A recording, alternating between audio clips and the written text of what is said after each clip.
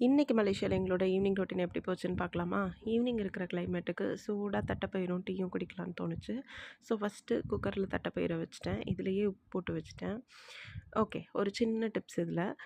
குக்கர்லேருந்து தண்ணி நெறைய வழிஞ்சு kitchen counter top வந்து ஃபுல்லா இதாகாம இருக்க, குக்கர் மேல ஒரு சின்ன கிச்சன் டிஷ்யூ போட்டு அதுக்கு மேல விசில் போட்டுட்டீங்க அப்படின்னா, விசில்லேருந்து வெளில வர்ற தண்ணி கூட மேபி நீங்க நெறைய தண்ணி வச்சுட்டீங்க அப்படின்னா, வெளில வர்ற தண்ணி கூட ஃபுல்லா வெளில தெறிக்காது. ஈஸியா கிளீன் பண்ணிரலாம்.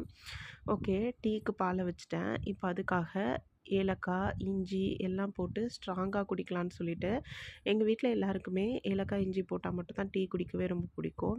அதுவும் இந்த கிளைமேட்டுக்கு எல்லாம் போட்டு குடிச்சா சூப்பரா இருக்கும். பாலுமே லைட்டா பொங்கி வந்துருச்சு. டீ தூள் ஆட் பண்ணிட்டேன்.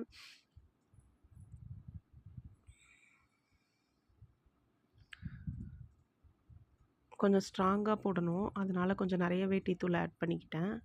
அப்படியே தட்டி வச்ச ஏலக்காவையும் ஃபுல்லா தூவி விட்டுட்டு, அதுக்கு மேல நல்லா ஸ்ட்ராங்கா இருக்கணும்னு சொல்ட்டு 2 ஸ்பூன்ல இஞ்சி போட்டிருக்கேன்.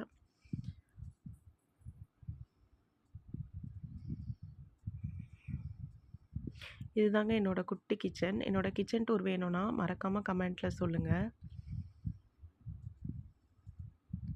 இப்போ டீயும் தட்டப்பயிரும் ரெடி ஆயிடுச்சு. தாளிச்சு சுண்டல் மாதிரி எடுத்துக்கிட்டேன். அப்படியே டீய சூடா கப்ல சர்வ் பண்ணி எல்லாருமே சூப்பரா குடிச்சோம்.